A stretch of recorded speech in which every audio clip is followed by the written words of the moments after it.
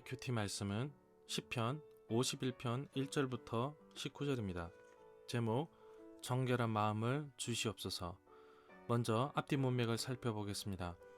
시편 51편의 표지 제목, 히브리어 제목은 다윗의 시, 인도자를 따라 부르는 노래, 다윗이 밧세바와 동침한 후 선지자 나단이 그에게 왔을 때입니다. 표지 제목 후반부의 내용은 사무엘하 11장부터 12장과 관련이 있습니다. 일반적으로 전쟁터에 왕이 앞장서지만 시편 51편의 배경이 되는 사무엘하 11장부터 12장을 보면 다윗이 전쟁터에 나가지 않고 예루살렘에 머물러 있었습니다. 다윗은 자신의 충성스러운 신하 우리아를 일부러 전쟁터 맨 앞에 보내어 죽게 하였고 그의 아내 밧세바를 빼앗았습니다. 하나님께서는 나단 선지자를 통해 다윗의 죄악된 모습을 깨닫게 하셨습니다. 이에 다윗은 자신의 죄를 인정하고 고백하는 마음으로 시편 51편의 고백처럼 하나님 앞에 나아갑니다. 문단을 나눠보겠습니다. 1절부터 6절은 참회하는 기도, 7절부터 19절은 정결을 위한 기도입니다. 시인은 죄를 지은 가운데 하나님의 은혜를 구하고 있습니다. 주의 긍휼하심으로 자신의 죄를 지워달라고 간구하고 있습니다. 하나님의 긍휼하심이 없다면 인간의 죄는 용서받을 수 없을 만큼 흉악스럽습니다. 그런 죄악된 모습을 안 시인은 자신의 죄를 깨끗게 해달라고 요청하고 있습니다. 죄 없는 사람은 없습니다. 양심에 따라 사는 사람일지라도 죄를 짓지 않고 사는 사람은 없을 것입니다. 그렇다면 죄를 지으면 어떻게 해야 할까요? 답은 의외로 간단합니다. 그 죄를 하나님 앞에 가지고 나가면 됩니다. 바로 오늘 말씀에 나오는 다윗처럼. 시인은 자신의 죄를 안다고 말하고 있습니다. 성령께서 죄를 지적해 주실 때 그 죄를 인정하고 동의해야 합니다. 또한 내가 죄를 지었다는 사실을 아는 것도 정말 중요합니다. 죄 가운데 가을 때 태어나서 여전히 죄 가운데 사는 인간의 삶을 보면서 얼마나 어리석게 사는지 그 단면을 잘 보여주고 있습니다. 지은 죄를 용서받기 위해 간절히 구하는 시인의 모습을 봅니다. 7절에서 우슬초로 나를 정결케 하소서라고 하였습니다. 또 나의 죄를 씻어 주소서라는 간절한 마음으로 용서를 구하고 있습니다.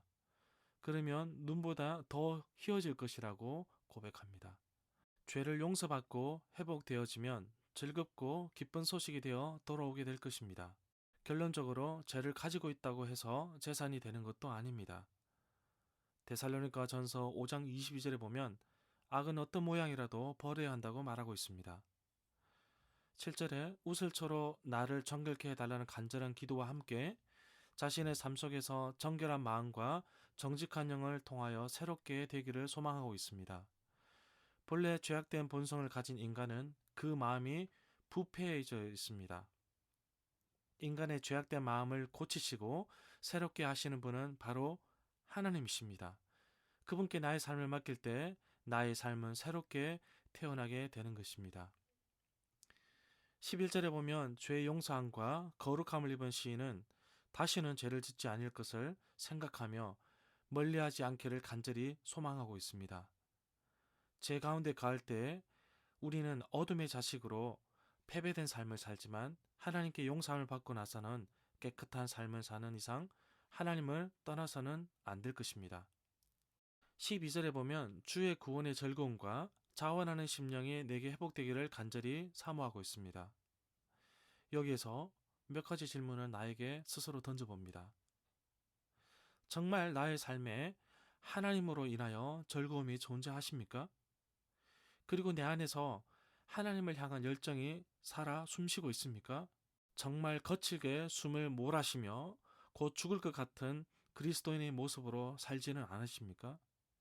늘 반복적인 예배와 신앙의 삶에서 정말로 매너리즘에 빠지지 않도록 나의 삶을 점검하고 또 점검해야겠습니다. 13절에 보면 죄의 용서함과 회복을 통하여 삶은 죄인들이 주께 돌아오도록 섬기는 일에 들어지고자 합니다. 하나님의 사랑과 용서를 체험한 사람만이 그 기쁨을 누리는 것입니다. 15절에서 고백하고 있듯이 입술에는 찬송이 흘러넘치며 주의 의를 노래하기를 원합니다.